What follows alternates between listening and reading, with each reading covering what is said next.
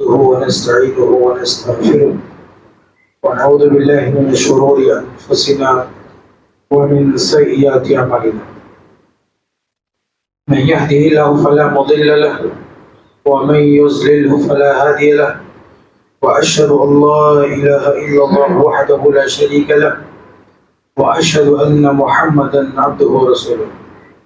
يا أيها الذين آمنوا اتقوا الله حق تقاته ولا تموتن إلا وأنتم مسلمون.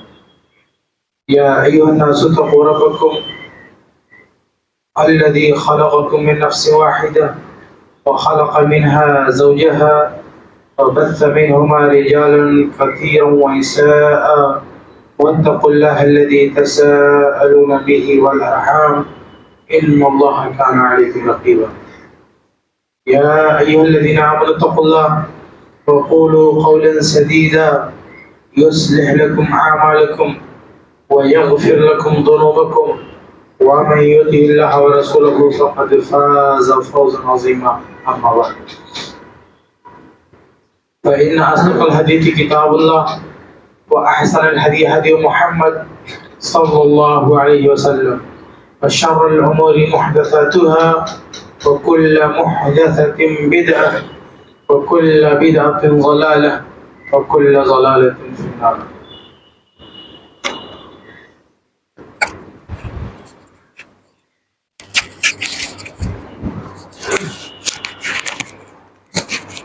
मोहतरम हाज़रीन, सामीन व सामियात, आज के इस खुतबे में इंशाअल्लाह तबारक व तआला जिस मौजू के तहत कुछ बातें रखने की कोशिश होगी वह फ़ज़ाइल दरूद, यानी रसूल अकरम सल्लल्लाहु अलैहि वसल्लम पर दरूद पढ़ने के जो फ़ज़ाइल हैं, जो बरक़ात हैं, उसके जो फ़वाइद हैं, इंशाअल्लाह उस पर मुख्तसर तज़किरा होगा। एक मुसलमान के लिए आमाल सालिहा में, नेक कामों में एक बेहतरीन ऑप्शन ये है कि वो नबी अकरम सल्लल्लाहु अलैहि वसल्लम पर दरूद व सलाम पढ़े और इसके ज़रिए उसकी नेकियों में अच्छा खासा इजाफ़ा होता रहता है, बल्कि इसका सवाब बहुत ही अजीम शान होता है। आइए सबसे पहले हम दरूद व सलाम का माना मतलब देख लेते हैं। अरबी में दो लफ्ज़ इस्तेमाल होता है, एक सलात और एक सलाम। इसी को हम कहते हैं दरूद। सलात का तर्जुमा दरूद से करते हैं और सलाम को सलाम ही कहते हैं। दरूद व सलाम यानी सलात व सलाम। सलात का माना क्या होता है? बहुत सारी बातें कही गई हैं, लेकिन जमहूर अहले इल्म का जो कहना वो ये कि लफ्ज़ सलात अल्लाह के नबी सल्लल्लाहु अलैहि वसल्लम के लिए जब अल्लाह इस्तेमाल करे तो रहमत के माने में। जब अल्लाह नबी पे दरूद पढ़े, इसका मतलब अल्लाह ताला की तरफ से रहमत की बात हो रही है। और जब फरिश्ते नबी सल्लल्लाहु अलैहि वसल्लम पर दरूद पढ़ें तो उसका मतलब नबी सल्लल्लाहु अलैहि वसल्लम के लिए वो मग़फ़िरत की दुआ कर रहे हैं। और जब आम मुसलमान नबी अकरम सल्लल्लाहु अलैहि वसल्लम के लिए दरूद पढ़े तो उसका मतलब है दुआ करना, यानी मुसलमान नबी सल्लल्लाहु अलैहि वसल्लम के हक़ में दुआ कर रहा है। ये है सलात का माना। बाज़ अहले इल्म कहते हैं कि सलात का माना अल्लाह ताला मलाए आला में, यानी अल्लाह ताला के जो मुक़र्रब फरिश्ते हैं वहाँ पे अल्लाह ताला जो ज़िक्र करता है नबी का, ये मतलब है अल्लाह ताला के सलाम का, अल्लाह ताला की तरफ से सलात का। लेकिन आम अहले इल्म कहते हैं कि अल्लाह ताला जब सलात का लफ्ज़ इस्तेमाल करे नबी के लिए तो उसका मतलब रहमत है। ये लफ्ज़ सलात की बात होगी। लफ्ज़ सलाम का मतलब सलामती, उसमें भी कई बातें कहेंगे, लेकिन एक जो आम मफ़हूम है वो सलामती है कि जब बंदे नबी सल्लल्लाहु अलैहि वसल्लम पर सलाम पढ़ते हैं तो मतलब अल्लाह ताला से दुआ कर रहे हैं नबी सल्लल्लाहु अलैहि वसल्लम की सलामती के लिए हर लिहाज से, दुनियावी लिहाज से भी, उखरवी लिहाज से भी, हर लिहाज से सलामती की दुआ है। ये सलातो सलाम का मतलब है, अगर आप इख्तिसार के साथ एक जुमले में कहना चाहें तो नबी सल्लल्लाहु अलैहि वसल्लम के हक में दुआ करने का तरीका। सलातो सलाम नबी सल्लल्लाहु अलैहि वसल्लम के लिए दुआ का तरीका है। अगर हम अपने नबी पे सलातो सलाम पढ़ते हैं तो एक तरीके से दुआ करते हैं। ये हो गया दरूद सलाम का माना मतलब। आगे बढ़ते हैं। सबसे पहले ये गौर करने की बात है, यानी अल्लाह के नबी सल्लल्लाहु अलैहि वसल्लम पर दरूद सलाम की अहमियत में सबसे बड़ी बात तो ये है कि खुद अल्लाह रब्बुल आलमीन, अल्लाह के फरिश्ते नबी अकरम सल्लल्लाहु अलैहि वसल्लम पर दरूद सलाम पढ़ते हैं। अल्लाह ताला ने सूरह अहज़ाब में कहा, इन्नल्लाह व मलाइकतहु युसल्लूना अलन नबी, कि अल्लाह ताला और उसके फरिश्ते युसल्लूना अलन नबी, नबी सल्लल्लाहु अलैहि वसल्लम पे सलाम पढ़ते हैं, सलाम पढ़ते हैं, दरूद पढ़ते हैं। और फिर मोमिनों से कहा गया सल्लल्लाहु अलैहि वसल्लम तस्लीमा, कि अहले ईमान तुम भी अल्लाह के नबी सल्लल्लाहु अलैहि वसल्लम पे दरूद पढ़ो, सलाम पढ़ो, क्योंकि अल्लाह पढ़ता है, फरिश्ते पढ़ते, तुम क्यों नहीं पढ़ोगे। तो नबी अकरम सल्लल्लाहु अलैहि वसल्लम पर दरूद की फजीलत में ये सबसे अहम बात है कि खुद अल्लाह रब्बुल आलमीन, अल्लाह के फरिश्ते नबी अकरम सल्लल्लाहु अलैहि वसल्लम पर सलाम पढ़ते हैं, दरूद पढ़ते हैं। आगे बढ़े। अल्लाह और उसके फरिश्तों के बाद नबी अकरम सल्लल्लाहु अलैहि वसल्लम पर दरूद पढ़ने का शर्फ जिस गिरोह को सबसे ज्यादा हासिल है मुसलमानों में, नबी से लेके क़यामत, नबी के दौर से लेके क़यामत तक, अल्लाह ताला भी नबी पे दरूद पढ़ता है, फरिश्ते भी पढ़ते हैं। अल्लाह और फरिश्तों के बाद अगर इस उम्मत की बात करें तो इस उम्मत में हमारे नबी सल्लल्लाहु अलैहि वसल्लम पर सबसे ज्यादा दरूद पढ़ने का शर्फ जिस गिरोह को हासिल है वो अहलुल हदीस का गिरोह है। चाहे वो मुहद्दिसीन हो, चाहे वो मुहद्दिसीन के मजहब पर चलने वाले अहले हदीस हो। अहले हदीस बोला जाता है, उसमें दो तरह के लोग शामिल होते हैं। एक तो मुहद्दिसीन जो हदीस पढ़ते हैं, पढ़ाते हैं, जिनका वो फन है हदीस पढ़ने पढ़ाने का, उनको जमाते अहले हदीस बोलते हैं। और एक अल हदीस जो इत्तबाअन, यानी अल्लाह उसके रसूल की बातों को मुकद्दम करते हैं, किसी की तकलीद नहीं करते हैं, मुहद्दिसीन का जो मजहब उसको फॉलो करते हैं, उनको अहल हदीस कहते हैं। इनसे ज्यादा दरूदो सलाम पढ़ने वाला कोई गिरोह मुसलमानों में है ही नहीं। सबसे बड़ा शर्फ दरूदो सलाम का अगर हासिल है तो अहल हदीस को, जो सही माने में अहल हदीस, हम सिर्फ नाम के अहल हदीस की बात नहीं करें, जो वाकईतन सही मानों में अहले हदीस हो, तो उससे ज्यादा दरूदो सलाम का मुकाबला किसी से हो ही नहीं सकता। जानते इसकी वजह क्या है? इसकी वजह यह है कि अहलुल हदीस सबसे ज्यादा हदीस पढ़ते पढ़ाते हैं, और उनका ये रूल है जो कि हदीस की रोशनी में है, वो इसके पाबंद हैं कि जब जब नबी का नाम आए, नबी का जिक्र आए, तो फौरन उन्हें पढ़ना होता है दरूद सलाम। मुख्तसर अल्फाज में कहते हैं सल्लल्लाहु अलैहि वसल्लम। ये क्या है? ये दरूद सलाम है। दरूद सलाम पढ़ने का एक सेगा है। दरूद सलाम पढ़ने के बहुत सारे अल्फाज हैं, उसी में से एक लफ्ज क्या है, एक सेगा क्या है? सल्लल्लाहु अलैहि वसल्लम। तो अहलुल हदीस जब भी हदीस पढ़ते हैं और जैसे नबी का नाम आता है, जैसे क्या कहते हैं, अन अबी हुरैरा रज़ियल्लाहु तआला अन्हु क़ाला क़ाला रसूलुल्लाह सल्लल्लाहु अलैहि वसल्लम, कि अबू हुरैरा रज़ियल्लाहु तआला अन्हु से मरवी है, कहते हैं कि अल्लाह के रसूल सल्लल्लाहु अलैहि वसल्लम ने फरमाया। अब आगे जब जब नबी का नाम आता है, जब जब सल्लल्लाहु अलैहि वसल्लम, सल्लल्लाहु अलैहि वसल्लम, सल्लल्लाहु अलैहि वसल्लम, कितना पढ़ते हैं। यानी जब आप हदीस पढ़ेंगे तो नबी का जिक्र बार बार आएगा, लफ्ज़े मोहम्मद ही नहीं सल्लल्लाहु अलैहि वसल्लम, सिर्फ लफ्ज़े नबी आया तो भी हम पढ़ते हैं सल्लल्लाहु अलैहि वसल्लम। हम कहते हैं अल्लाह के नबी ने फरमाया, नहीं, अल्लाह के नबी सल्लल्लाहु अलैहि वसल्लम फरमाया, अल्लाह के रसूल सल्लल्लाहु अलैहि वसल्लम ने फरमाया। तो जब कोई भी शख्स ज्यादा से ज्यादा हदीसें पढ़ेगा तो उसके सामने नबी का, रसूल का, मोहम्मद सल्लल्लाहु अलैहि वसल्लम का जिक्र ज़्यादा से ज़्यादा आएगा और वो ज़्यादा से ज़्यादा दरूद भी पड़ेगा। और न इस जमात के अलावा जो दूसरे हजरात हैं वो नबी सल्लल्लाहु अलैहि वसल्लम की अहादीस को ज़्यादा कोट नहीं करते हैं।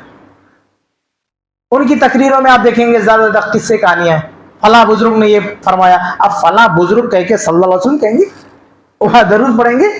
अब कोई जोड़ी नहीं दरूद पढ़ने का, कोई तकाजा ही नहीं है, कोई ऑप्शन ही नहीं है, कोई मौका ही नहीं है हकीकत में। और बदनसीबी यह है कि ये अगर जहां पढ़ते भी हैं, एक तो जहां पढ़ना चाहिए उनको मौका ही नहीं मिलता, महरूम है बेचारे, हदीस नहीं पढ़ते हैं, दरूद पढ़ने से महरूम है।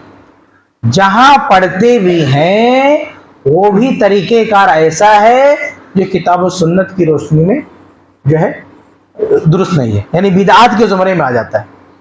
यानी जहां सलातो सलाम पढ़ने का कोई तुक ही नहीं है, कोई तालीम ही नहीं। जैसे अजान से पहले ये कौन सा मौका भाई, ये कौन सा मौका, किसने बताया, किसने सिखाया, ये कहां से आया?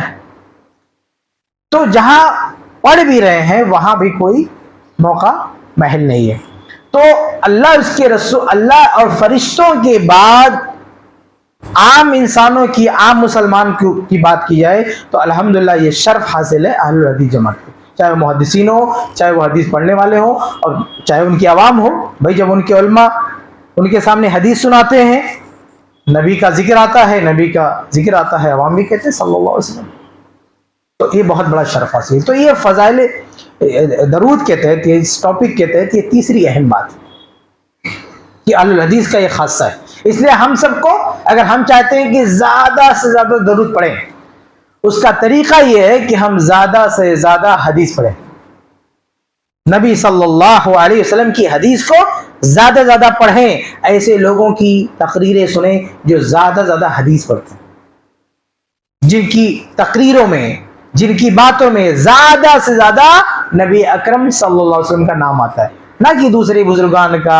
अभी कभी आ गया कोई किस्सा कहानी अपने बयान कर दिया जो सच्चा किस्सा, कोई मसला नहीं, लेकिन आप पूरी तकरीर, पूरा खिताब, आपकी पूरी स्पीच में कहीं कोई हदीसी मेंशन ना हो, किसी हदीस का जिक्र ही ना है, भाई बहुत बड़ी बदनसीबी और महरूमी की बात है। आदमी दरूद सलाम से महरूम रह जाता है। तो मुहद्दिसीन वो जमात हैं, अहलुल हदीस वो जमात है जो अल्लाह के फज़ल करम से सबसे ज़्यादा हदीस पढ़ते हैं और सबसे ज़्यादा दरूद पढ़ने का शर्फ भी उन्हीं को हासिल है। आगे बढ़ते हैं। अल्लाह के नबी सल्लल्लाहु अलैहि वसल्लम से मोहब्बत का जो तकाजा है, हम सब अल्लाह के नबी सल्लल्लाहु अलैहि वसल्लम से मोहब्बत करते हैं। बल्कि अगर कोई शख्स नबी अकरम सल्लल्लाहु अलैहि वसल्लम से मोहब्बत ना करने वाला हो तो उसका ईमान भी सलामत नहीं है। बल्कि सही बुखारी की तो बड़ी मशहूर हदीस है, अनस इब्न मालिक रज़ियल्लाहु तआला अन्हु क़ाल क़ाल रसूलुल्लाह सल्लल्लाहु अलैहि वसल्लम ला युमिनु अहदुकुम हत्ता अकूना अहब्बा इलैहि मिन वालिदिही व वलदिही वन नासि अजमईन। अनस बिन मालिक रज़ियल्लाहु अन्हु फरमाते हैं कि अल्लाह के नबी सल्लल्लाहु अलैहि वसल्लम ने फरमाया कि तुम में से कोई मोमिन हो ही नहीं सकता जब तक कि मैं उसकी नज़र में उसकी औलाद से ज़्यादा, उसके माँ बाप से ज़्यादा, उसके तमाम अज़्ज़ो अक़ारिब, तमाम यार दोस्त से ज़्यादा महबूब ना हो जाऊँ। तो नबी सल्लल्लाहु अलैहि वसल्लम से मोहब्बत का दावा सब करते हैं, लेकिन मोहब्बत का एक अजीम तकाजा ये, एक अहम तकाजा ये कि हम नबी अकरम सल्लल्लाहु अलैहि वसल्लम पर ज़्यादा से ज़्यादा दरूद पढ़ें। ये मोहब्बत का तकाजा है। अब ये बड़ी अजीब बात होती है ना कि हम अल्लाह के नबी सल्लल्लाहु अलैहि वसल्लम से मोहब्बत का दावा करें और अल्लाह के नबी सल्लल्लाहु अलैहि वसल्लम पर दरूद ही ना पढ़ें, या पढ़ें भी तो मनगढ़ंत अपने तरीके से, गलत तरीके से। तो अगर दावाए मोहब्बत में हम सच्चे हैं तो उस मोहब्बत की मांग ये है, उस मोहब्बत का तकाजा ये है कि नबी के बताए हुए तरीके पर किताब और सुन्नत की रोशनी में ज्यादा से ज्यादा नबी अकरम सल्लल्लाहु अलैहि वसल्लम पर दरूद पढ़ें। ये मोहब्बत का तकाजा है। अल्लाह के नबी सल्लल्लाहु अलैहि वसल्लम के हुकूक में से ये एक हक है। आज बहुत सारे मुसलमान हैं जो ये तड़प रखते हैं, जो ये शौक रखते हैं कि हम अपने नबी सल्लल्लाहु अलैहि वसल्लम के लिए कुछ करें। खास तौर से जब हम सहाबे कराम के वाक़यात पढ़ते हैं कि सहाबे कराम ने किस तरह से अल्लाह के नबी सल्लल्लाहु अलैहि वसल्लम की खातिर अपनी इतनी सारी कुर्बानियाँ दी, हत्ता कि अपनी जान तक दे डाली। सहाबा वो हस्तियां थी जो नबी के इशारे पर जान देने के लिए तैयार थे। तो आज हमारे दिलों में भी एक ख्वाहिश आती है कि काश हम भी उस वक्त होते, हम भी नबी सल्लल्लाहु अलैहि वसल्लम के लिए कुछ करते, उनकी खिदमत करते। वो मौका तो हमारे पास नहीं है, लेकिन दूसरे मौके तो हैं कि हम नबी सल्लल्लाहु अलैहि वसल्लम के लिए कुछ कर सकें। अब इस शौक और जज्बे, ये शौक और जज्बा बहुत अच्छा है, उसको सही रुख देने की जरूरत है। हर मुसलमान के अंदर ये जज्बा होता है कि वो नबी अकरम सल्लल्लाहु अलैहि वसल्लम के लिए कुछ करे। उसके अंदर ये तड़प होती है कि काश हम नबी के साथ होते, काश हम भी सहाबी होते, जन्नत में नबी का साथ मिले। या हर मुसलमान की चाहत और हर मुसलमान की आरजू है कि हम भी नबी के लिए कुछ करें। ये आरजू को सही रुख देने की जरूरत है, वरना ये गलत रुख पे चला गया ये मामला तो फिर आदमी बिदातों खुराफात के घेरे में आ जाएगा। मसलन वो ईसाले सवाब के लिए, अल्लाह के नबी सल्लल्लाहु अलैहि वसल्लम के ईसाले सवाब के लिए पता नहीं क्या क्या खुराफात करना शुरू कर देगा। जज्बा उसका बहुत नेक है कि इस अमल के जरिए हम नबी को सवाब पहुंचाना चाहते हैं, बहुत नेक जज्बा है, लेकिन उसका तरीक़ेकार गलत है। कितने लोग कुर्बानी का मौका आता है तो अल्लाह के नबी सल्लल्लाहु अलैहि वसल्लम की तरफ से कुर्बानी करते हैं ईद उल अज़हा में। जज्बा क्या है? अल्लाह के नबी सल्लल्लाहु अलैहि वसल्लम के लिए कुछ करने का जज्बा बढ़ाने के। लेकिन ये रुख सही नहीं है कि आप नबी अकरम सल्लल्लाहु अलैहि वसल्लम के लिए कुर्बानी करें, क्योंकि ये तरीका सहाबा से साबित नहीं। अली रजी अल्लाह तआला अन्हु से मतलब रिवायत आती है वो ज़ईफ है, सहाबा ने अमल नहीं किया। उसका सही तरीका, अगर मोहब्बत अल्लाह के नबी सल्लल्लाहु अलैहि वसल्लम की मोहब्बत में अल्लाह के नबी सल्लल्लाहु अलैहि वसल्लम के लिए कुछ करना चाहते हैं तो सबसे बेहतरीन तरीका ये दरूद पढ़े। सबसे बेहतरीन ऑप्शन ये कि दरूद पढ़े। ये वो अमल है जिसके आसपास बिदअत का वजूद नहीं है। नबी के बताए हुए तरीके पर दरूद पढ़ेंगे, वो मुकद्दस अमल है, ये वो काम है जो अल्लाह भी करता है, फरिश्ते भी करते हैं, खुद हमारे नबी ने भी किया है, सहाबे किराम ने किया है, ताबीन ने किया है, मुहद्दिसीन ने किया है, हर दौर में ये अमल हुआ है।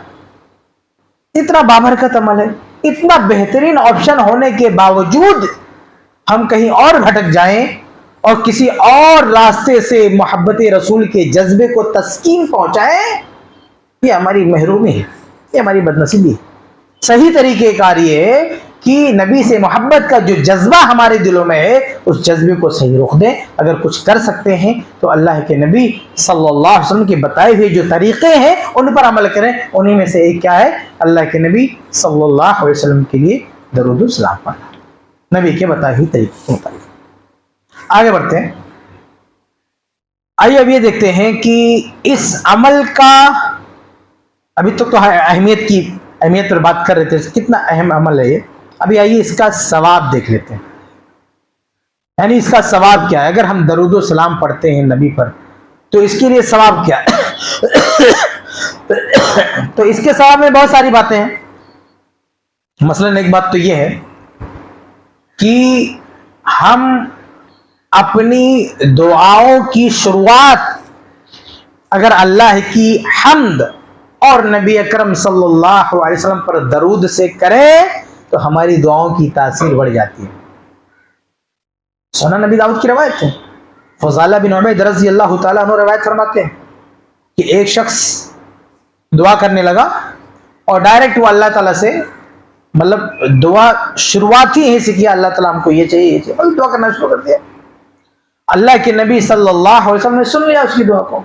तो अल्लाह के नबी सल्लल्लाहु अलैहि वसल्लम ने फरमाया कि आजिला हाजा, इसने जल्दबाजी कर दी, इसने जल्दबाजी कर दी, सीधा इसने दुआ ही शुरू कर दी।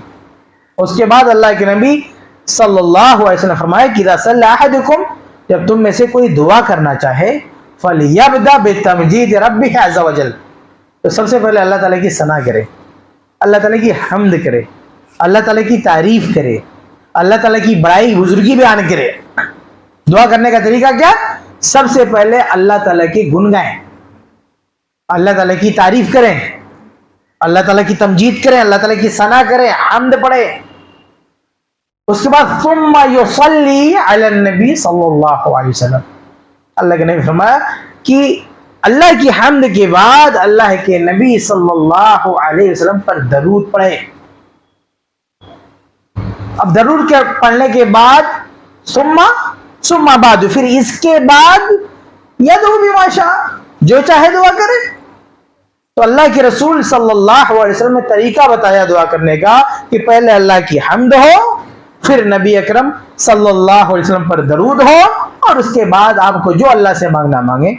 इस तरीके पर दुआ करने से दुआ की तासीर बढ़ जाती है। ये दरूद का फायदा है कि अगर हम दरूद को अपनी दुआओं में शामिल करते हैं तो हमारी दुआओं की तासीर बढ़ जाती है। बल्कि इससे भी आगे बढ़े, एक और रिवायत है सुनन तिरमिजी की, उबई बिन काब रज़ी अल्लाह तआला अन्हु से, वो कहते हैं कि ऐ अल्लाह के रसूल, मैं दुआ करता हूं तो कम अजलु लका फी सलाती, तो मैं अपनी दुआ में आपके लिए, आप पे दरूद पढ़ने के लिए कितना हिस्सा रखूं, यानी मेरी जो दुआ है उस दुआ का कितने हिस्से में मैं दरूद पढ़ूं, कितने हिस्से में दुआ पढ़ूं। तो फरमाया कि अर्रुबु, क्या 1/4 हिस्सा में दरूद पढ़ूं, बाकी 3/4 हिस्सा में दुआ करो। तो अल्लाह के नबी सल्लल्लाहु अलैहि वसल्लम ने कहा कि माशिता, जैसी तुम्हारी मर्जी, व इन ज़िदता फहुव खैरुन लक, अगर तुम 1/4 से भी ज्यादा दरूद पढ़ो तो इसमें तुम्हारे लिए ही भला है।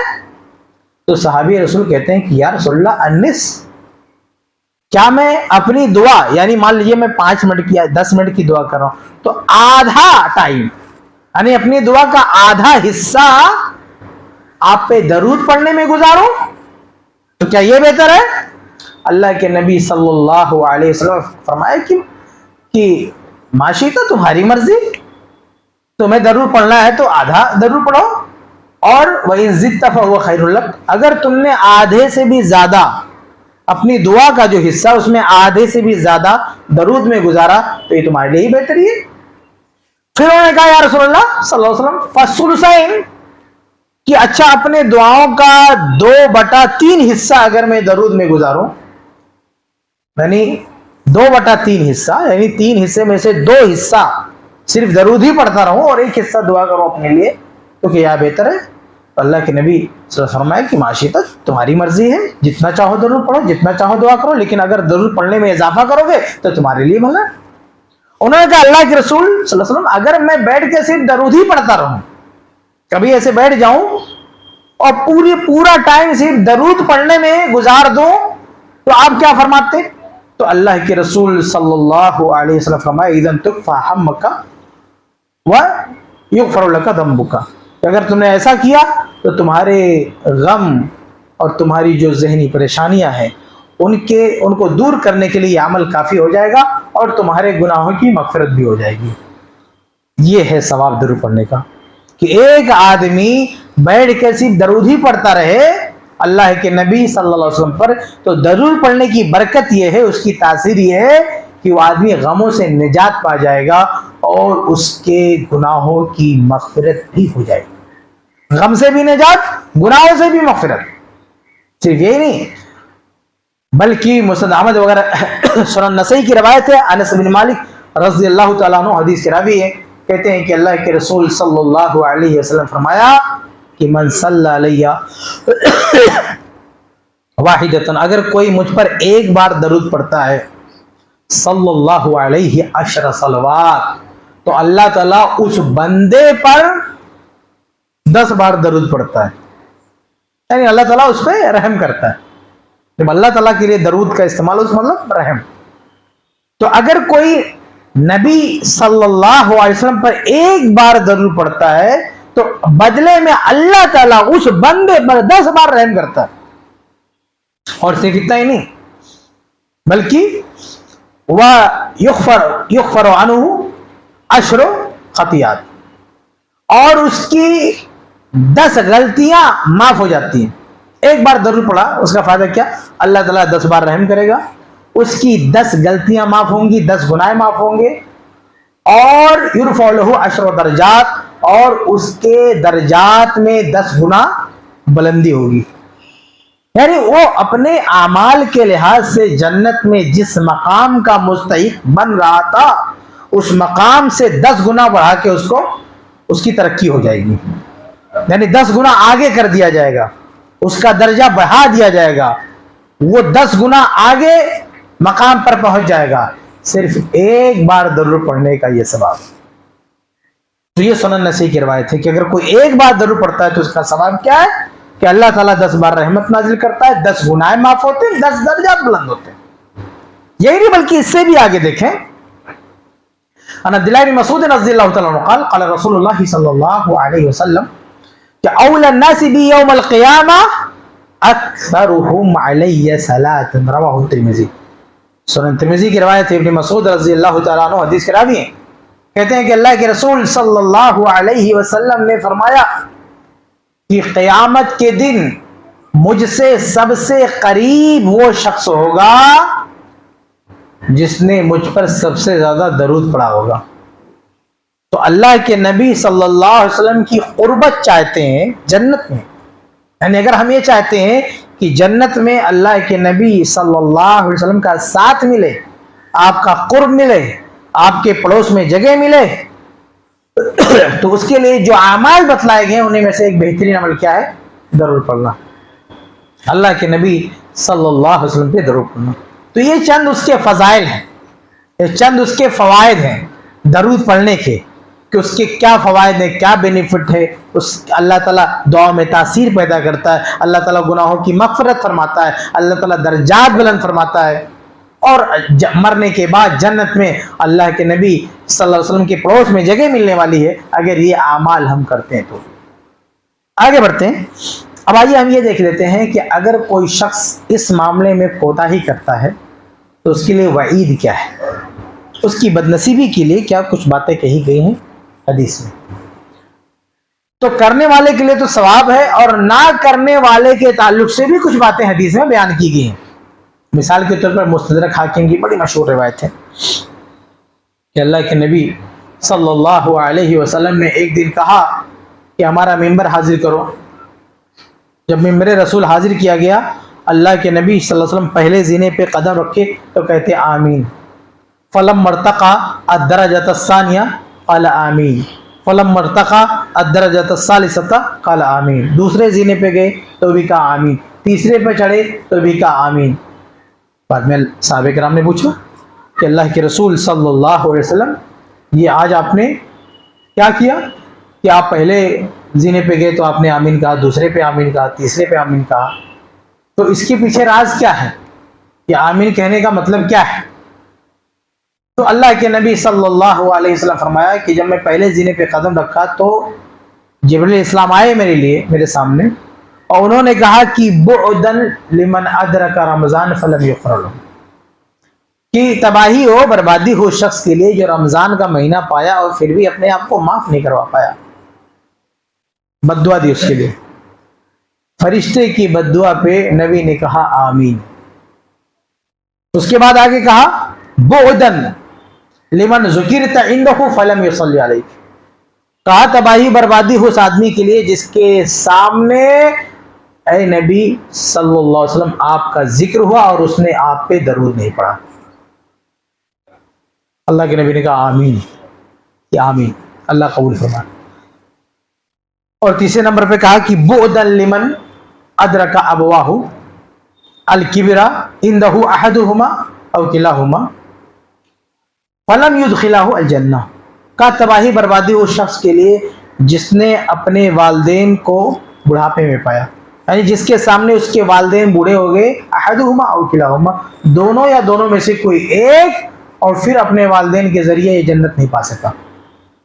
यानी जिस शख्स ने बुढ़ापे में अपने माँ बाप को पाया तो समझो जन्नत का टिकट पा गया, फिर भी वो जन्नत नहीं जा सका, यानी उनकी खिदमत करके जन्नत नहीं पा सका, तो तबाह बर्बाद हो ऐसा शख्स। अल्लाह के नबी सल्लल्लाहु अलैहि वसल्लम फरमाया आमीन, अल्लाह कबूल फरमा।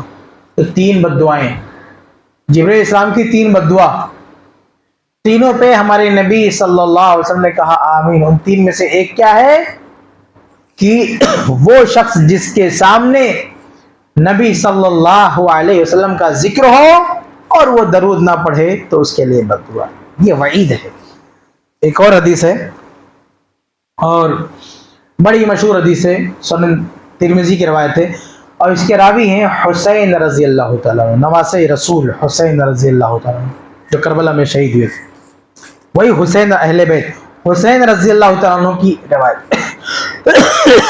वो कहते हैं कि अल्लाह के रसूल सल्लल्लाहु अलैहि वसल्लम फरमाया कि अल बखील अल्लज़ी ज़ुकिरतु इंदहु फलम युसल्ली अलैहि, कि वो शख्स बखील है जिसके सामने मेरा तज़किरा हुआ और इसके बावजूद भी उसने मुझ पे दरूद नहीं पढ़ा, यानी सलाम नहीं पढ़ा।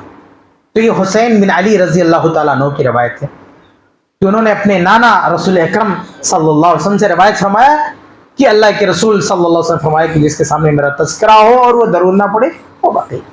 ये वाइद है उस शख्स के लिए जो दरूद नहीं पढ़ता है। अच्छा, आगे बढ़ते हैं। ये दो बातें हो गई, फजाइल पर भी बात होगी, वहीद पर भी बात होगी। और आगे बढ़ते हैं, उसका तरीक़ेकार क्या है, दरूद पढ़ने का तरीक़ेकार क्या है। देखिए, इसमें से दो तरीका। सबसे बेहतरीन तरीका तो ये है कि अल्लाह के नबी सल्लल्लाहु अलैहि वसल्लम से जो अल्फाज वारिद हुए हैं, जो सेगे वारिद हुए हैं, उन्हीं को याद किया जाए, उन्हीं को पढ़ा जाए। ये सबसे बेहतरीन तरीका है कि नबी सल्लल्लाहु अलैहि वसल्लम से जो रहनुमाई हमको मिली है दरूद पढ़ने की, जिन अल्फाज में, जिन औकात में, उन अल्फाज के साथ उन औकात में पढ़ा जाए। और दूसरा ये कि अगर आदमी अपने अल्फाज भी पढ़ना चाहे तो वो पाबंद है किताब और सुन्नत के आम दलाइल का, यानी कोई ऐसी चीज ना हो जो बिदअत के जुमरे में आ जाए। मसलन कोई टाइम फिक्स कर दे अपनी तरफ से कि हम इसी में दरूद पढ़ेंगे तो ये बिदअत हो जाएगा। आदमी जिस चीज का कोई खास टाइम शरीयत ने फिक्स नहीं किया, किसी ने फिक्स किया तो बिदअत हो जाएगा। जैसे कोई कहे कि हम हर अजान से पहले दरूद पढ़ेंगे, बिदअत है। अजान के बाद पढ़िए, कोई दिक्कत नहीं, हदीस है। लेकिन अजान से पहले हदीस नहीं, आपने अजान से पहले कैसे कर दिया।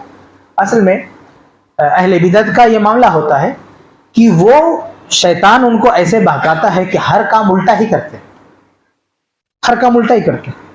सही मुस्लिम की हदीस है कि इदा समीतुमुल मुअज्जिना फकुलु मिस्ला मा यकुल, जब मुअज्जिन को अजान देते हुए सुनो तो वैसे कहो जैसे मुअज्जिन कह रहा है, और जब मुअज्जिन की अजान खत्म हो जाए सल्लु अलैहि, मुझ पे दरूद पढ़ो। अजान के बाद क्या करो, दरूद पढ़ो। और शैतान ने पट्टी पढ़ाई अजान से पहले दरूद पढ़ो, बिल्कुल उल्टा। हदीस रसूल अजान के बाद दरूद पढ़ो, शैतान कह रहा है कि अजान से पहले पढ़ो। कहाँ भाई अजान से पहले कहा, पढ़ने की बात कहाँ पे। आप देखा आशूरा का दिन, मुहर्रम का 10वीं तारीख, अल्लाह के नबी सल्लल्लाहु अलैहि वसल्लम ने कहा रोजा रखो, सबसे ज्यादा आदमी उसी दिन खाता है। बिल्कुल उल्टा, यानी जिस दिन रोजा रखने की बात है उस दिन सबसे ज्यादा आदमी खाएगा। तो ये शैतान जो है बिल्कुल सुन्नतों से उलट तालीम देता है। इसलिए दरूद का बेहतरीन तरीका है, दरूद पढ़ने का शौक अच्छी बात है, उसका सवाब भी मैंने आपको बता दिया, ना पढ़ने का गुनाह भी बता दिया, वही भी बता दिया। लेकिन हमें पाबंद होना चाहिए शरीयत का कि हम कोशिश ये करें कि वक्त वही हो, अल्फाज वही हो जो नबी सल्लल्लाहु अलैहि वसल्लम ने बताया। और अगर हम अपने तौर पे पढ़ना चाहते हैं अपने अल्फाज में, तो भी किताब और सुन्नत का जो दायरा है, यानी जितनी गुंजाइश है गुंजाइश से बाहर ना निकले, ये तरीका है दरूद पढ़ने का। आगे बढ़ते हैं। अब आइए कुछ खास औकात देख लेते हैं कि वो खास टाइमिंग कौन सी है जिसमें दरूद पढ़ना चाहिए। एक मौका जो दिन में 5 बार आता है या उससे ज्यादा भी आ सकता है, बड़ा बेहतरीन मौका है। सुनन नबी दाऊद की रवायत है कि जब तुम में से कोई मस्जिद में दाखिल हो फलयुसल्ली अलैहि, तो मुझ पर दरूद पढ़े। ये बेहतरीन टाइम। हम जब मस्जिद में आते हैं पढ़ते हैं दो ना, अल्लाहुम्मा फ़्तह अली अब्वाब, कि अल्लाह ताला हमारे लिए अपने रहमत के दरवाजे खोले। लेकिन मस्जिद में दाखिल होते वक्त अस्सलामु अला नबी भी पढ़ सकते हैं, अल्लाह के नबी सल्लल्लाहु अलैहि वसल्लम पर दरूद। तो ये एक बेहतरीन मौका है। बहुत सारे लोग इस पर अमल नहीं करते हैं, लेकिन ये हदीस से साबित है, ये सुनन नबी दाऊद वगैरह की सही हदीस है कि मस्जिद में दाखिल होते वक्त अस्सलामु अला नबी सल्लल्लाहु अलैहि वसल्लम पढ़ना चाहिए। इसके अलावा आगे बढ़ें, मस्जिद में आप दाखिल हुए, अजान अगर हो रही है, अजान खत्म हो गई तो सही मुस्लिम की हदीस है, ये सभी मैंने सुनाया कि अजान खत्म होने के बाद दरूद पढ़ना चाहिए, एक बेहतरीन मौका। इसके अलावा सबसे बेहतरीन मौका, यानी सबसे अहम जगह दरूद पढ़ने की, वो नमाज में तशहुद है, जिसमें हम जिसको दरूद इब्राहिमी कहते हैं। अल्लाहुम्मा सल्ली अला मुहम्मद व अला आलि मुहम्मद कमा सल्लैता अला इब्राहीम व अला आलि इब्राहीम इन्नका हमीदुम मजीद। ये जो दरूद इब्राहिमी है, ये जो हम नमाज में तशहुद में पढ़ते हैं, ये सबसे बेहतरीन जगह, ये कभी मिस नहीं होना चाहिए दरूद नमाज का। और जो नमाज की आखिरी बैठक है उसमें तो कंपलसरी है पढ़ना, जैसे 2 तशहुद वाली नमाज है, 4 रकअत वाली नमाज है, तो जिस बैठक में आप सलाम फेर रहे हैं उसमें तो दरूद पढ़ना कंपलसरी है, वाजिब है, जरूरी है।